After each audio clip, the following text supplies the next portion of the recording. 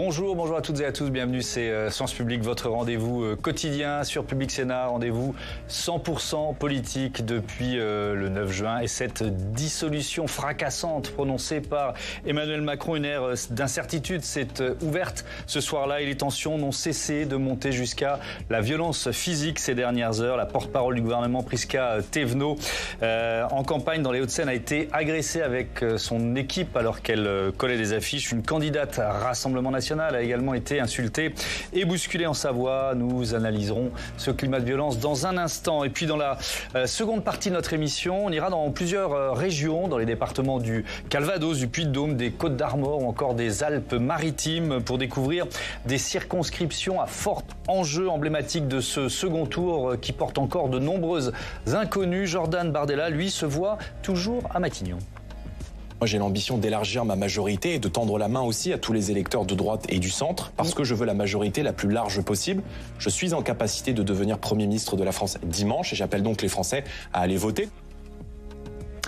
Mais pour entrer à Matignon, Jordan Bardella et ses électeurs vont devoir faire mentir les sondages, les derniers sondages qui montrent l'efficacité des désistements républicains. C'est ce que l'on voit tout de suite avec Jonathan Dupriez. À 3 jours du second tour des législatives, notre dernier sondage Odoxa pour Public Sénat apporte de nouveaux enseignements en vue du scrutin.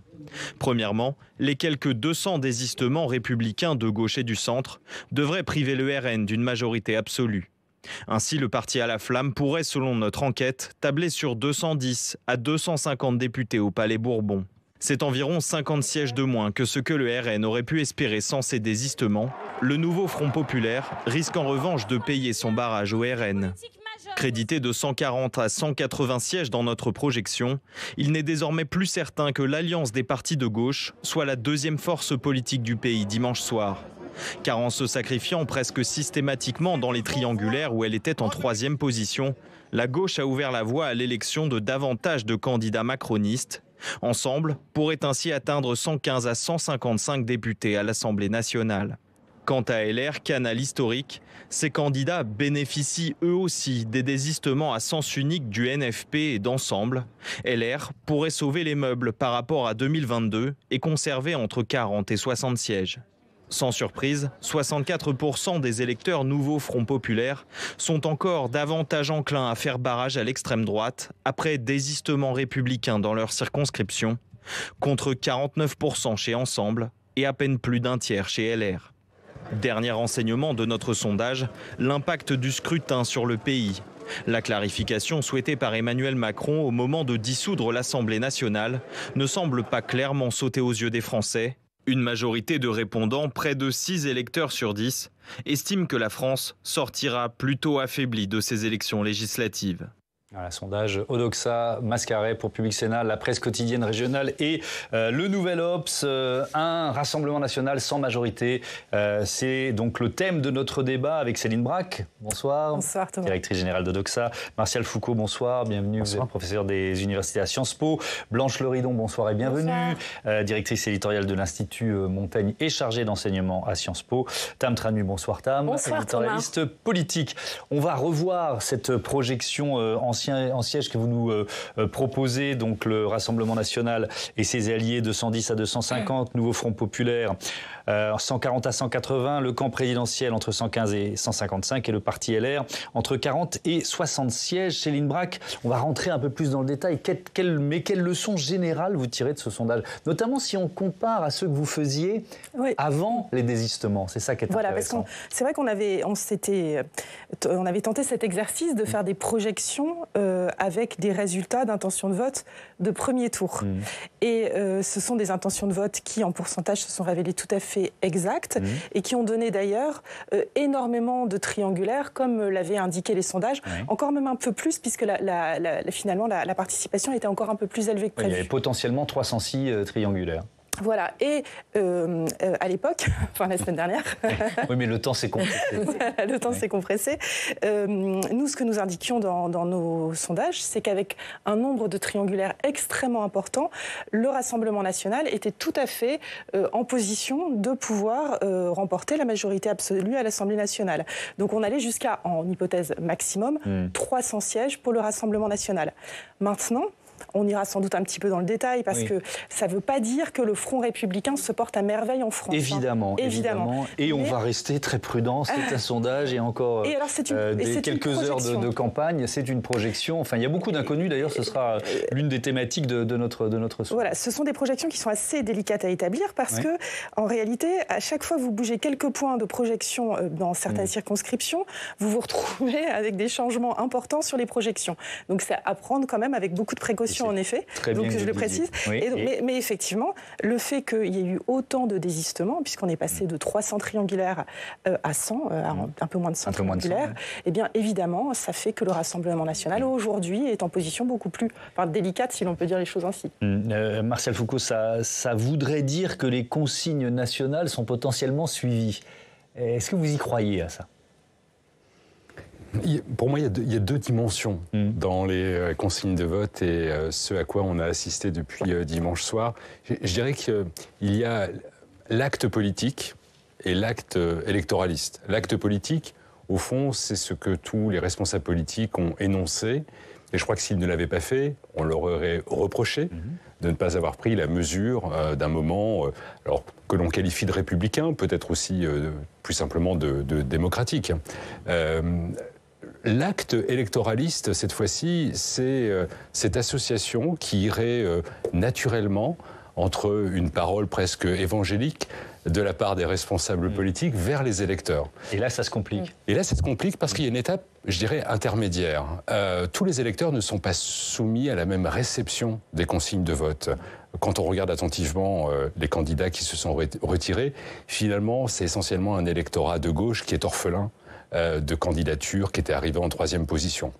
Et puis quand on regarde après attentivement les choses en termes, et notamment à partir d'enquêtes, des intentions de vote dans chacune des configurations, on remarque que finalement, je crois que vous l'avez dit dans la présentation de ce sondage, ce sont les candidats de la majorité présidentielle qui s'en sortiront le mieux, alors qu'ils étaient ceux parmi les moins nombreux à être arrivés en première position. Donc pour les lecteurs, dimanche, évidemment, ces consignes de vote, je dirais que là, je disais, il y avait des étapes intermédiaires. Vous avez des électeurs qui votent avec des valeurs. Ces valeurs chevillées au corps, ils se disent, de droite ou de gauche, ce qui compte, c'est que ce pays ne tombe pas dans un inconnu dont on peut penser que la République serait abîmée. Et puis, je dirais, un autre groupe d'électeurs dont les valeurs sont peut-être pas celles qui dominent dans leur choix de vote, mais davantage des intérêts. Et quand je dis intérêt, c'est pas intérêt personnel. C'est la manière dont ils vont être plus éloignés de leur candidat préféré ou un certain nombre de politiques publiques qui n'ont pas leur préférence. Et pour ces électeurs, faire barrage, je dirais, c'était presque naturel. Là aussi. Donc les consignes de vote, moi je dirais qu'on va les observer surtout dans le taux de participation. Alors justement, qui me semble être probablement plus bas que celui auquel on a assisté dimanche. Ce que nous dit un autre sondage de vos confrères de l'IFOP, Fiducial pour LCI, Le Figaro et Sud Radio, il parle de 32% d'abstention là au second tour dimanche. C'est à comparer avec 2022 et peut-être surtout 1997, si on veut comparer une dissolution un peu surprenante comme celle-là. 2022, il y avait eu 46% d'abstention, 97, 29% et 32% d'abstention. On serait à peu près au niveau du premier tour. Blanche Leridon, c'est une inconnue très importante qu'on ne doit pas oublier ce soir. Bien sûr, c'est vrai qu'on a énormément discuté ces derniers jours d'une hypothétique coalition plurielle arc-en-ciel, partant du principe que le terreau était favorable à la composition d'une telle coalition. Et c'est vrai qu'on va peut-être un petit peu vite dans ce qui peut encore se passer d'ici dimanche. Et je crois qu'il faut être très prudent, effectivement, sur cet électorat qui, comme le disait très justement Martial Foucault, pourrait ne pas se reconnaître dans cette offre de second tour et donc s'abstenir ou bien voter blanc. Je crois qu'il y avait 1 million de votes blancs au second tour de l'élection législative de 2022. C'est très important. Et donc, il faut bien garder ça en tête. Mais moi, je voudrais revenir sur un chiffre de votre sondage qui m'a beaucoup marqué et qui permet de faire un petit peu le lien entre ce que vous avez dit l'un et l'autre. Ce sont les 71% d'électeurs Rassemblement National qui se disent exaspérés par cette idée de front républicain et qui se disent confortés dans leur vote Rassemblement National du fait même de ces consignes de vote qu'ils estiment un petit peu antidémocratiques et, enfin j'imagine, et contre-productives. Et donc, dans votre petit reportage, vous avez parlé de l'efficacité de ce barrage républicain, mais c'est une efficacité qui est très ambivalente. Parce qu'elle peut aussi renforcer cette défiance que Martial connaît bien, parce que le baromètre de la confiance politique, mais qu'on pourrait le miroir, c'est la défiance. La défiance politique montre à quel point cette défiance à l'égard des politiques, elle ne cesse d'augmenter année après année. Et la séquence qu'on est en train de vivre pourrait effectivement la renforcer. Bien sûr, la renforcer encore davantage du fait de cette exaspération de quand même, il faut le rappeler, 10 millions d'électeurs qui ont voté pour le Rassemblement national et qui ont l'impression qu'un système, c'est comme ça qu'essaie de le décrire le Rassemblement national, essaie de jouer contre eux. On va détailler cet élément, mais Tam, vous vouliez prendre la parole. Oui, parce que vous parliez de l'abstention. On peut avoir des taux comparables au premier tour, mais ça peut être pas du tout les mêmes personnes qui vont s'abstenir. On peut penser que, par exemple, ceux qui n'auront plus leur candidat de cœur ou d'intérêt du premier tour vont peut-être pouvoir s'abstenir au deuxième tour. Est-ce qu'on commence à avoir une image de ça? Est-ce qu'on peut le savoir? Nous, dans ce sondage, on a choisi de ne pas sortir un chiffre national de l'abstention ou de la participation, bien qu'on en ait tenu évidemment circonscription par circonscription pour demander aux gens s'ils avaient l'intention de voter ou de s'abstenir. Tout simplement parce que, si vous voulez, agréger tous ces chiffres d'un point de vue national, ça n'aurait pas été très solide. C'est pas si important que ça, cette fois-ci, cet indicateur, parce que autant c'était crucial la semaine dernière pour calculer le nombre de triangulaires, ça l'est moins. Et en fait, il y a des enjeux circonscription par circonscription. Ce que je voudrais dire, c'est que c'est vrai qu'on a un confrère qui a l'air de nous dire que c'est plutôt stable. Moi, je pense que c'est plutôt stable un peu partout, en fait, parce que, pour aller dans votre sens, finalement, il y a les électeurs RN qui n'ont pas envie de se faire voler la victoire. Il y a des électeurs de gauche, du centre, qui ont quand même envie d'aller faire barrage, beaucoup plus que les autres. Ça, ce sont deux sujets importants. Et puis après, juste pour terminer, quand vous parliez des consignes de vote, certes, mais en réalité... Je vous interromps parce que je pense qu'on peut s'appuyer sur une des questions que vous avez posées, et ça rejoint ce que nous disait Blanche Lorinon tout à l'heure. Si votre circonscription est concernée par un désistement républicain, diriez-vous que cela vous incite à voter pour le candidat qualifié face au Rassemblement national, même s'il ne correspond pas à vos idées? On est à 32%. À voter pour le RN, car vous désapprouvez ces calculs politiques. On rentre dans ce que vous disiez. Là, on est sur un chiffre global de 34%. Et c'est là qu'il faut rentrer dans le détail de ces 34%. Qu'est-ce que ça nous dit? On a les électeurs RN qui, à plus de 70%, évidemment, sont exaspérés par ces calculs politiques, mais ce ne sont pas les seuls. Non. Et ce qu'il faut voir, c'est qu'en réalité, ceux qui sont concernés par le Front républicain, eux, voient d'un bon œil les désistements. C'est-à-dire que au sein des électeurs du Front populaire de premier tour, ils sont 64% à nous dire ça va inciter à aller voter pour un candidat qu'on n'aime pas forcément, mais qui fera barrage, contre 5% qui nous disent non, au contraire, ça va m'inciter à voter RN. 49% pour la majorité présidentielle contre 11% qui nous disent ça nous incite à voter pour le RN. Les autres disent on va s'abstenir, ça n'a pas d'incidence sur le choix. Et chez les Républicains, on est sur une légère majorité, 35% versus 28%, qui nous dit ça nous incite plutôt à aller voter pour le Front républicain.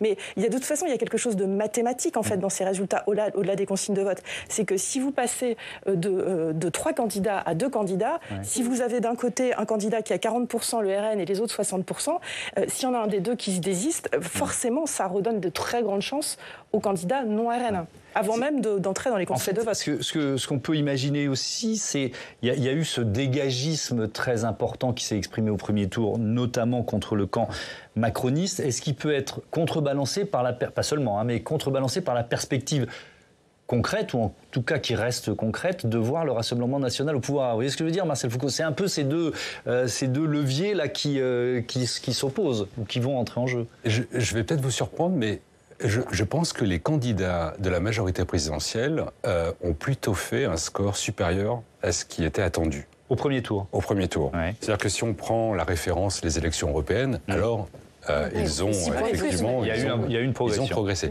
Maintenant, quand on regarde par rapport à la question du dégagisme, et vous avez raison de dire qu'on n'en a pas totalement terminé avec cette vague. Alors, soit on est, je dirais, anti-système et on parle de dégagisme, soit on est un démocrate très fort et on dit non, c'est le renouvellement. C'est le renouvellement.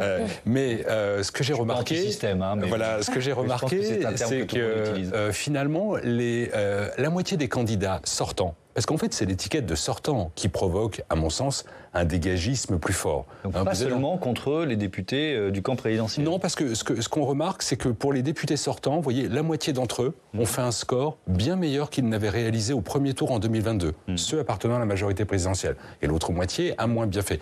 Les nouveaux candidats investis par la majorité Ensemble, enfin la coalition Ensemble, ont fait des scores supérieurs à la moyenne des sortants.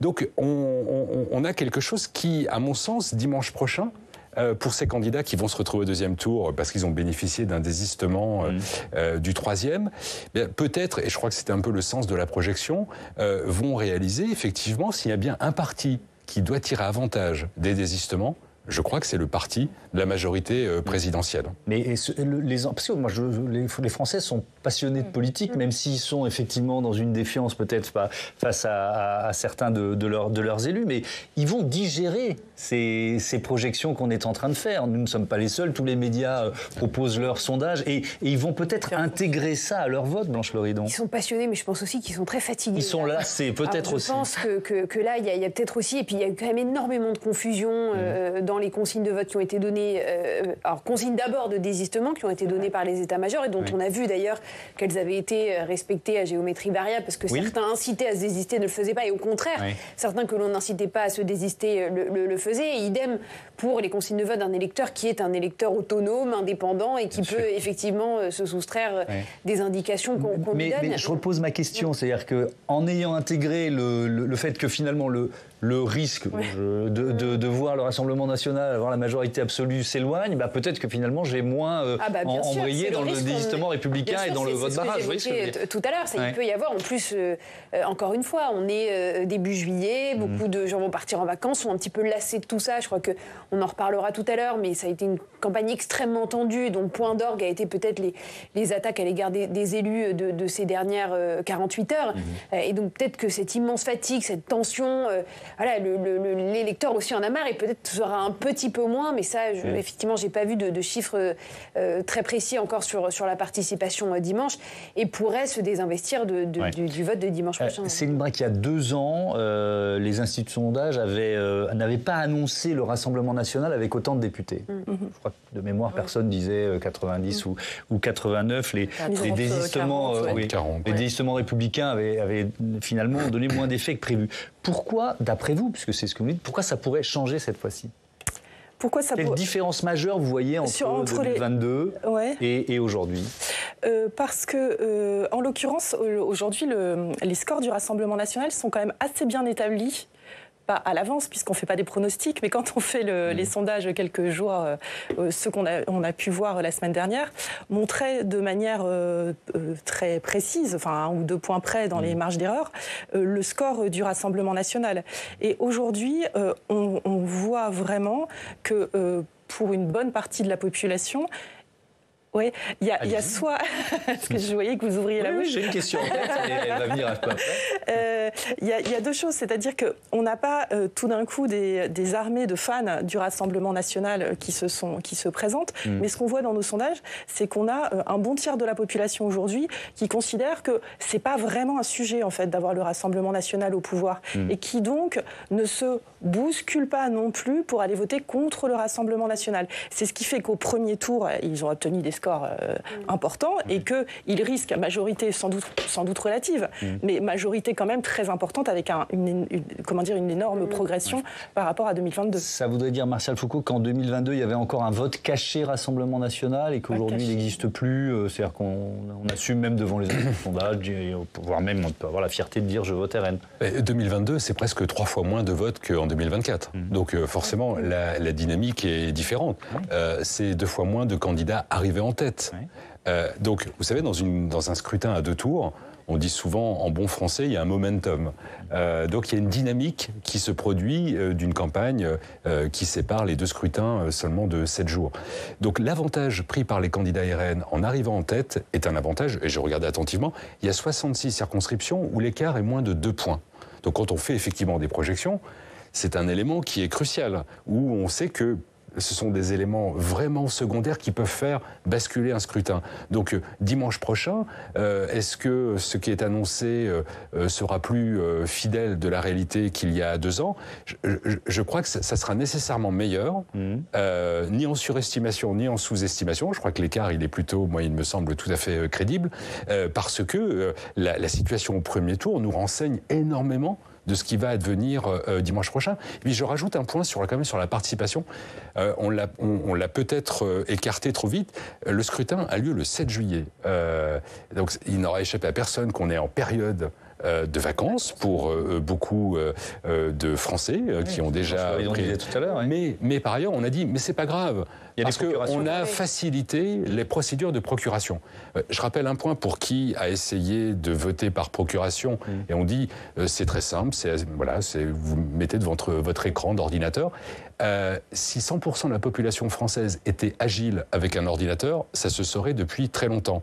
Et je dois dire que on a des phénomènes où s'il n'y a pas un tout petit peu d'assistance pour un certain nombre de personnes, la procuration, elle n'aura pas lieu. Donc je crois que pour moi c'est un élément qui compte.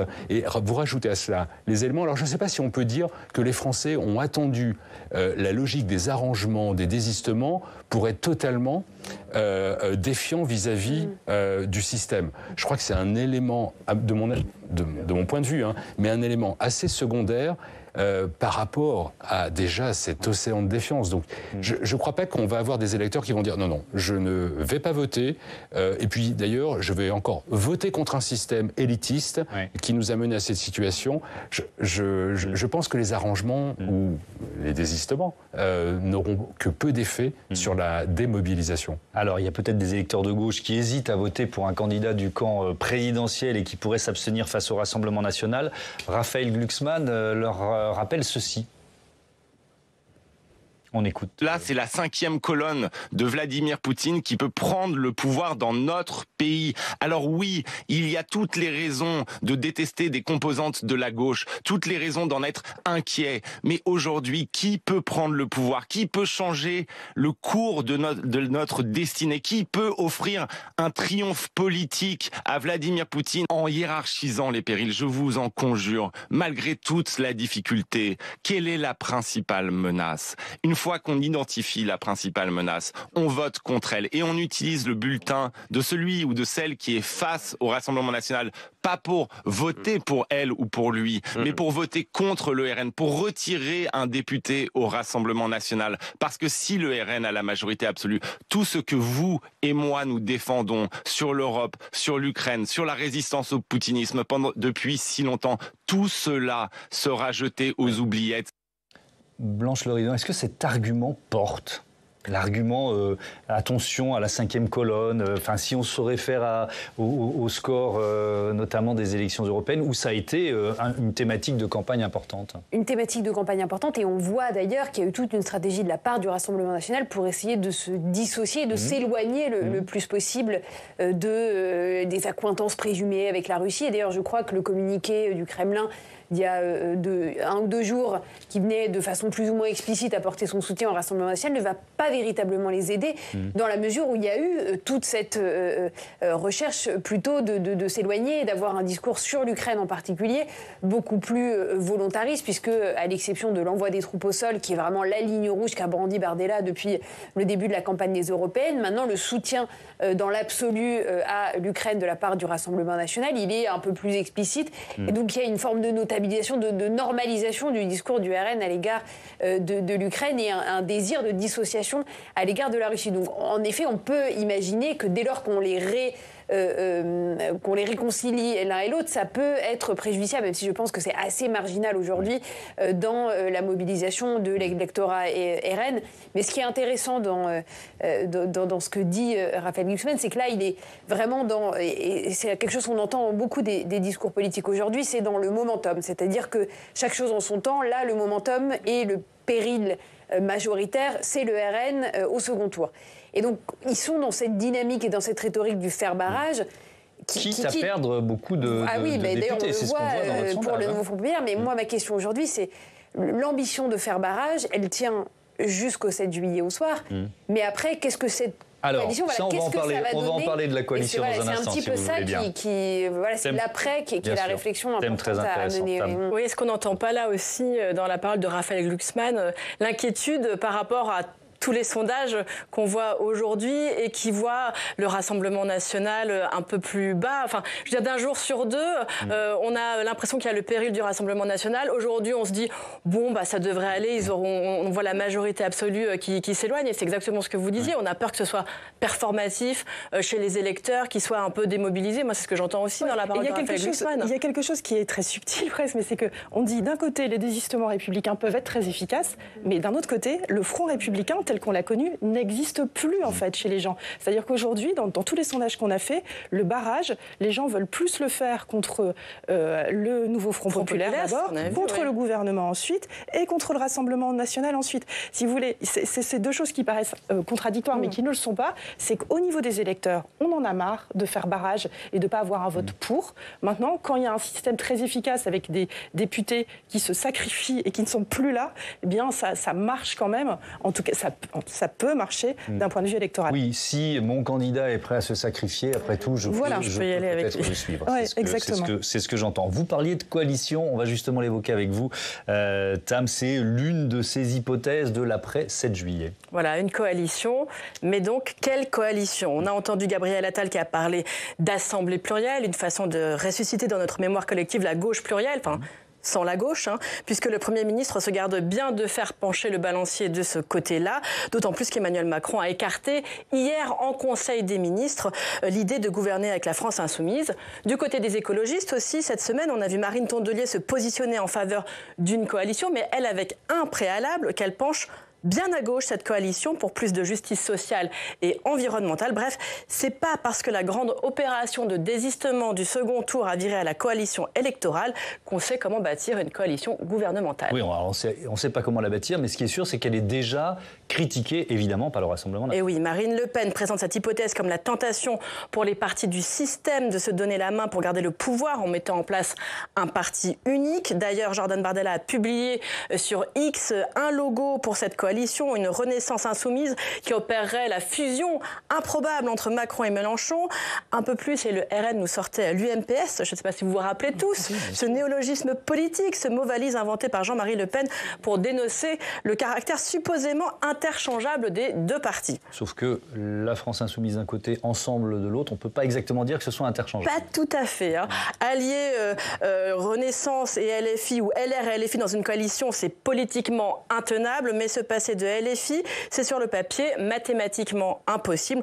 Enfin encore, tout dépend du score du Rassemblement national. Car si le Rassemblement national n'est finalement pas aussi haut qu'on l'imagine, peut-être suffira-t-il de débaucher les LFI considérés comme fréquentables. On sent qu'on prépare un peu le terrain. Ceux qui annoncent déjà quitter le mouvement, comme François Ruffin, ceux qui auront échappé à la purge mélenchoniste, comme Alexis Corbière ou Daniel Simonet, que sais-je. Oui, mais tout ça ne nous dit pas comment gouverner. Ah non, ça ne le dit pas du tout. Peut-être faudrait-il un peu se décentrer. On pourrait aller pas très loin, aller voir les 23 pays de l'Union européenne sur 27 qui sont gouvernés par des coalitions. Encore voir comment fonctionne le Parlement européen, où des élus qui n'ont pas du tout les mêmes opinions doivent bien trouver un terrain d'entente pour avancer, et où les compromis ne virent forcément ni aux compromissions ni au consensus mou. Enfin, pour ça que fonctionne vraiment, il faudrait aussi certainement avancer sur un véritable serpent de mer politique. Ce serpent de mer, c'est mettre en place la proportionnelle à l'Assemblée nationale. Et oui, on la ressort. Ça vous paraît impossible? Hier, en tout cas, je peux vous dire que dans les coulisses du Sénat, on a vu certains parlementaires qui n'étaient pas du tout du même bord, mais commencer à échanger sur ce que pourraient être les premiers textes de cette future coalition. Ça paraissait très concret. On avait quand même envie de leur dire de ne pas mettre la charrue avant les bœufs. Il parlait notamment de la réforme des retraites. Absolument. Si mon oreille qui traînait était efficace. Voilà, vous vérifiez l'info. Votre avis sur cette peut-être coalition, et puis ensuite on parlera du mode de scrutin. Blanche Loridien, vous étiez en train d'en parler tout à l'heure, donc je commence à... Oui, absolument. Ce que je vous disais tout à l'heure, effectivement, c'est que cette coalition qui s'est un petit peu regroupée pour faire barrage n'est pas un projet de gouvernement et n'est pas un programme. Donc si elle arrive à se mettre en place, il faudra qu'elle parvienne à identifier des sujets.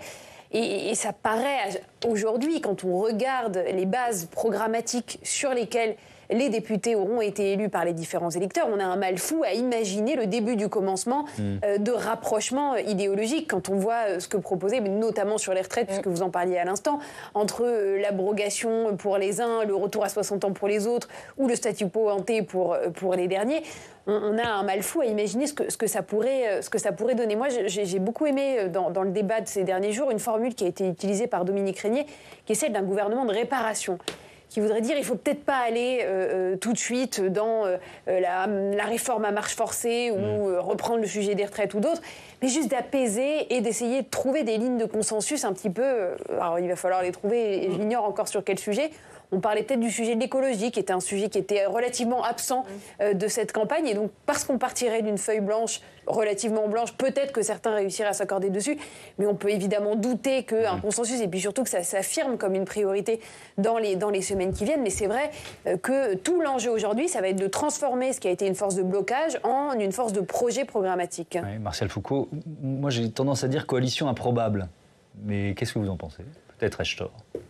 Non, mais vous avez raison. C'est-à-dire que cette possibilité, parce qu'en fait, on a ouvert vraiment l'atelier de bricolage de toutes les options possibles, même, je dirais, numériquement, en faisant fi des députés LFI estimés dans cette coalition, ça donne toujours une majorité relative, ou que relative. Donc ça marche pas. Alors ça change la nature. Pourrait tomber au bout de quelques semaines avec une. Ça change la nature des oppositions, parce que cela voudrait dire que les principales oppositions seraient articulées autour, du Rassemblement national, puis de la France insoumise. Ce qui veut dire que dans la perspective d'un vote de défiance, les conditions pour que ces oppositions s'allient deviennent plus compliquées. Sur les retraites, ça serait possible, par exemple. Oui, mais je crois que c'est déjà survenu et ça n'a finalement avantagé personne. Oui. Ensuite, sur cette coalition, mais vous avez raison de rappeler que, bien sûr, on l'a dit et redit, on a une culture politique qui est tellement arc-boutée sur le fait majoritaire qu'on n'arrive pas à se défaire de ce mode de scrutin, qui, d'ailleurs, ironie de l'histoire, pendant près de 30 ans, je dirais depuis la fin milieu des années 90, on a expliqué qu'en France, à nos partenaires européens, que nous, on avait une arme atomique pour empêcher la montée des extrêmes, c'était le scrutin majoritaire à 2 tours. Et garantir la stabilité. Et aujourd'hui... Et le jour où elle pourrait porter le RN au pouvoir, on veut s'en débarrasser. Et aujourd'hui, on explique qu'effectivement, pour assurer, non pas une majorité claire, mais pour peut-être accélérer le principe de gouvernement par coalition, il faut rétablir le scrutin proportionnel entier, complet, pas une dose, complet, qui éviterait finalement au Rassemblement national d'envisager par le scrutin majoritaire d'avoir une majorité à l'issue du second tour. Donc, vous voyez, il faut quand même pas être, faut être très prudent parce que les apprentis institutionnalistes qui se réveillent au gré des circonstances électorales peuvent être déjugés quand même par l'histoire. Blanche Leroy, vous pensez quand même qu'il faudrait faire ça assez vite après le 7 juillet, avec le risque de l'impact que ça aurait peut-être à long terme dans un électorat qui aurait voté Rassemblement national et qui se sentirait dépossédé? Alors il y a un certain nombre d'obligations constitutionnelles et la date notamment du 18 juillet pour élire le nouveau président de l'Assemblée nationale. Donc il y a déjà des délais qui sont imposés et normalement on devrait avoir le 18 juillet une assemblée à peu près dont les groupes politiques seront recomposés avec des questeurs, avec des vice-présidents, avec des présidents de commission. Ensuite, est-ce que ça va tenir? On l'a dit, il peut y avoir des motions de censure dès lors que l'Assemblée est en place et qu'un gouvernement arrive. Il peut être censuré par une majorité de blocage. Donc, après, on connaît aussi sur le calendrier le côté maître des horloges d'Emmanuel Macron. Donc, il peut aussi décider de prendre son temps et constater, au vu d'une situation politique totalement historique et inédite, avec 3 blocs à peu près, alors non pas équivalents, mais en tout cas suffisamment peu clairs. Ils se neutralisent d'une certaine façon. Et donc, il peut y avoir une espèce de statu quo pendant quelques jours où il peut appeler à, je ne sais pas, un gouvernement de transition pendant les JO pour juste traiter les affaires courantes vacante il garde ses ministres, voilà, et il les prolonge. à la rentrée au moment du budget, parce que c'est là où tout va se jouer en réalité, parce que c'est un petit peu ça qui va être l'exercice de viabilité de ce prochain gouvernement. Ça va être l'automne budgétaire. Et puis n'oublions pas que dès lundi prochain, Emmanuel Macron doit s'envoler pour les États-Unis pour le sommet de l'OTAN. Donc il reste très très peu de temps. Lundi matin, s'il devait y avoir l'annonce, peut-être peu probable, mais d'un Premier ministre, retour vendredi. Donc il va se passer plusieurs jours où tout le monde va pouvoir élaborer les scénarios les plus, pas farfelus, mais en tout cas les plus fictifs. On l'a dit dans nos titres, et vous l'avez évoqué tout à l'heure, l'un des faits majeurs de ces dernières 48 heures, ce sont ces agressions contre des candidates, candidats également. On en parle avec Alexandre Poussard tout de suite.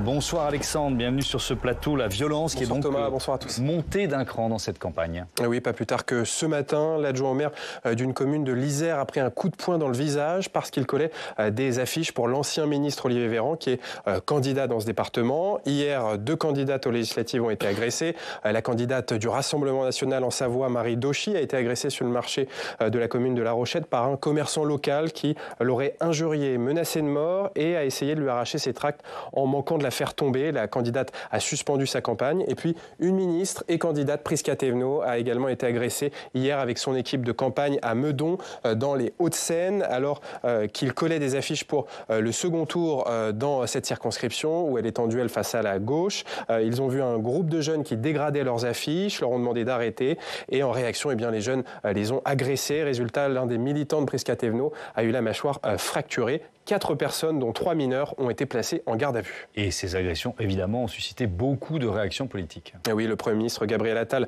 a réagi, je le cite, « La violence et les intimidations n'ont pas leur place dans notre démocratie. Rejetons le climat de violence et de haine qui s'installe. J'appelle au sursaut maintenant ». À gauche, la secrétaire nationale des écologistes, Marine Tondelier, condamne toute forme de violence physique, verbale, d'où qu'elle vienne, et estime, je cite, que le projet politique de certains médias et partis, c'est de monter les les uns contre les autres. Le nouveau Front populaire apaisera la France, assure-t-elle. De son côté, Jordan Bardella a lui aussi voulu appeler à l'apaisement et aussi à la sévérité face à ces violences. On l'écoute. Je pense que la violence, c'est le cancer de la démocratie. On a vu depuis maintenant plusieurs semaines se multiplier des violences dans les rues, en lien avec la campagne électorale, pour partis issus de l'extrême gauche, pour partis issus de l'ultra-droite. Et je crois que l'État ne doit pas avoir la main qui tremble à l'égard de tous ceux qui perturbent le bon fonctionnement de la démocratie. Le patron du RN qui dénonce les violences de l'ultra-droite, ce n'est pas anodin et ça correspond à une réalité. L'ultra-droite qui a participé à cette montée de la violence ces dernières semaines. À Paris, il y a 3 semaines, 4 militants d'ultra-droite ont été condamnés pour avoir participé à une agression homophobe dans la nuit suivant les résultats des élections européennes. Je vais citer leurs propos lors de leur interpellation, des propos qui sont retranscrits par le journal Libération. Vivement dans 3 semaines, on pourra casser du PD autant qu'on veut. Vous verrez quand Bardella sera au pouvoir. Alors il y a ces agressions physiques, mais il y a aussi des agressions verbales qui se multiplient. Oui, et notamment des injures racistes. Ces derniers jours, on ne compte plus les témoignages de citoyens victimes d'insultes racistes, simplement en se promenant dans la rue. On peut citer aussi des exemples marquants de messages racistes, comme celui envoyé au vice-président de la région Occitanie, Kamel Chibli, via le site de la région. Dans ce message, il est écrit « Si les gens votent pour le RN, il y a une raison. Ici, c'est la France. Vous n'êtes pas chez vous. » Et c'est le même type de message qu'a reçu il y a une semaine le journaliste de France 5, Karim Rissouli, à son domicile. Il était écrit « La seule raison du vote RN, c'est que le peuple français historique en a marre de tous ces bicots. » Fin de citation. Et puis dans ce contexte de violence, dans ce climat de violence, on peut évoquer également le clip de rap réalisé par une vingtaine de rappeurs contre le RN, avec des insultes misogynes contre Marine Le Pen et Marion Maréchal. Je vais en citer une seule. Marine et Marion les putes, un coup de bâton sur ces chiennes en rut. Pas sûr que cette insulte serve les intérêts des opposants au RN. Merci beaucoup Alexandre pour ce point complet. Blanche Leridon, vous avez parlé les uns et les autres de la frustration potentielle d'un certain nombre d'électeurs au sortir du second tour, tous ceux qui auront finalement voté un peu par défaut pour faire barrage, etc. Est-ce qu'il y a un risque que cette frustration alimente ce climat de plus en plus délétère ? Alors, il y a effectivement alors, et ce climat, en plus, il a été nourri aussi beaucoup par les politiques eux-mêmes. Moi, j'ai été très frappée par le fait qu'on puisse brandir aussi facilement le spectre de la guerre civile dans notre pays, les insurrections, et venant d'un côté comme de l'autre. Hein. Ça, c'était Emmanuel Macron. Voilà, Emmanuel Macron, Louis Alliot, qui comparait ce qui pourrait potentiellement se passer le soir du 7 juillet à l'assaut du Capitole aux États-Unis.